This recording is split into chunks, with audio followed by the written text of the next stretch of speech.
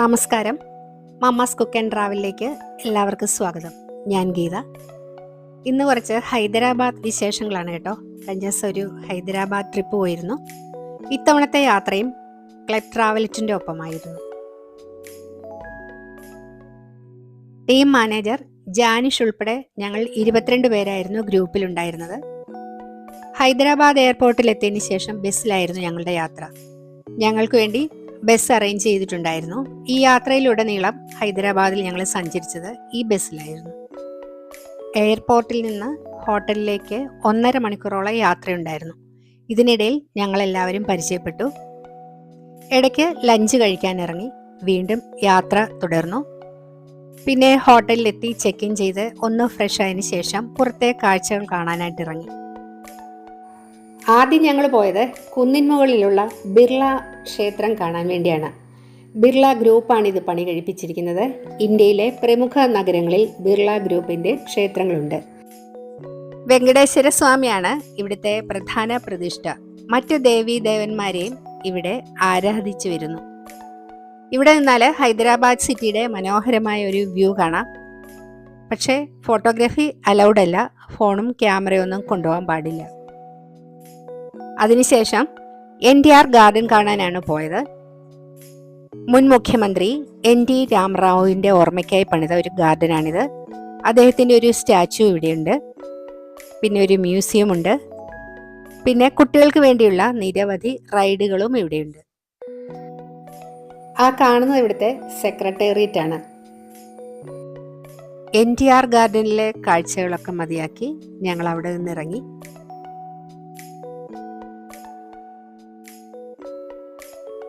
ഇത് ഇവിടുത്തെ രക്തസാക്ഷി സ്മാരകമാണ്. തെലുങ്കാന അമരജ്യോതി. 1969 സ്വതന്ത്ര തെലുങ്കാനയ്ക്കായി നടന്ന ഒരു പ്രക്ഷോഭത്തിനിടയിലെ വെടിവയ്പിൽ 369 പേർ മരണപ്പെടുകയുണ്ടായി. അവരുടെ ഓർമ്മയ്ക്കായി നിർമ്മിച്ച സ്മാരകമാണിത്. ഗൺ പാർക്ക് എന്നും ഇതറിയപ്പെടുന്നു. ഇതൊരു വിളക്കിൻ്റെ ഷേപ്പിൽ സ്റ്റെയിൻലെസ് സ്റ്റീലിലാണ് നിർമ്മിച്ചിരിക്കുന്നത്. ലോകത്തിലെ ഏറ്റവും വലിയ സ്റ്റെയിൻലെസ് സ്റ്റീൽ നിർമ്മിതിയും ഇത് തന്നെ. പിന്നെ പോയത് ലുംബിനി പാർക്കിലേക്കാണ്. എല്ലാവർക്കും അറിയാമായിരിക്കും, ശ്രീബുദ്ധന്റെ ജന്മസ്ഥലം നേപ്പാളിലെ ലുംബിനിയാണ്. ആ സ്ഥലത്തിന്റെ പേരാണ് ഈ പാർക്കിനിട്ടിരിക്കുന്നത്. ഇതിനടുത്തായി ഹുസൈൻ സാഗർ ലേക്കുണ്ട്. ലേക്കിന് നടുവിലായി ശ്രീബുദ്ധന്റെ സ്റ്റാച്ചുവും. പിന്നെ വൈകുന്നേരങ്ങളിൽ പാർക്കിൽ ലേസർ ഷോയുമുണ്ട്. ഇതൊരു ഹാർട്ട് ഷേപ്പിലുള്ള ആർട്ടിഫിഷ്യൽ ലേക്കാണ്. ഹൈദരാബാദിന്റെ ഹാർട്ട് എന്നും ഇതറിയപ്പെടുന്നുണ്ട്. ഹൈദരാബാദിനെയും സെക്കൻഡറാബാദിനെയും വേർതിരിക്കുന്നത് ഈ ലേക്കാണ്. ലേക്കിന് നടുക്കുള്ള ബുദ്ധ സ്റ്റാച്ചുവിലേക്ക് നഗരക്കാഴ്ചകളൊക്കെ കണ്ടുകൊണ്ടുള്ള ബോട്ട് യാത്ര നല്ല രസമായിരുന്നു. വൈറ്റ് ഗ്രാനൈറ്റിൽ തീർത്ത 18 മീറ്റർ ഉയരമുള്ള സ്റ്റാച്ചു ആണിത്. ലോകത്തിലെ ഏറ്റവും ഉയരമുള്ള ഏകശിലാ പ്രതിമയും ഇതുതന്നെ. ശ്രീ NT രാമറാവു അദ്ദേഹത്തിന്റെ ഭരണകാലത്താണ് ഈ പ്രതിമ ഇവിടെ സ്ഥാപിച്ചത്. ഇതിനോട് ചേർന്ന് ചെറിയൊരു പൂന്തോട്ടവുമുണ്ട്. കുറച്ച് സമയം ഇവിടെ ചെലവഴിച്ച് കുറച്ച് ഫോട്ടോസൊക്കെ എടുത്ത ശേഷമാണ് ഞങ്ങൾ ഇവിടെ നിന്ന് മടങ്ങിയത്. 1990 ഈ സ്റ്റാച്ചു ഇവിടെ സ്ഥാപിക്കാൻ ശ്രമിക്കുന്നതിനിടയിൽ മറിഞ്ഞു വീണ് 10 പേർ മരിക്കുകയുണ്ടായി.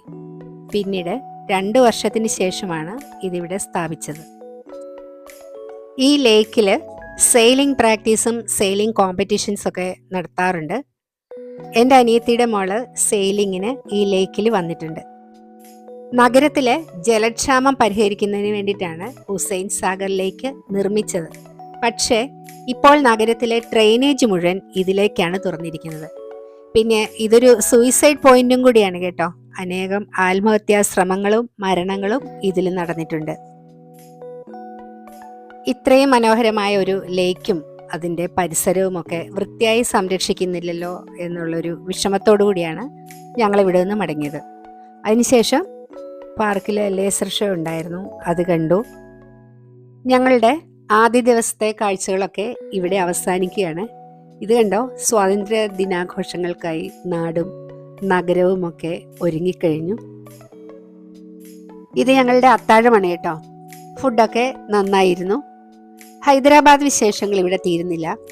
മറ്റൊരു വീഡിയോയുമായി വീണ്ടും കാണാം. Thank you.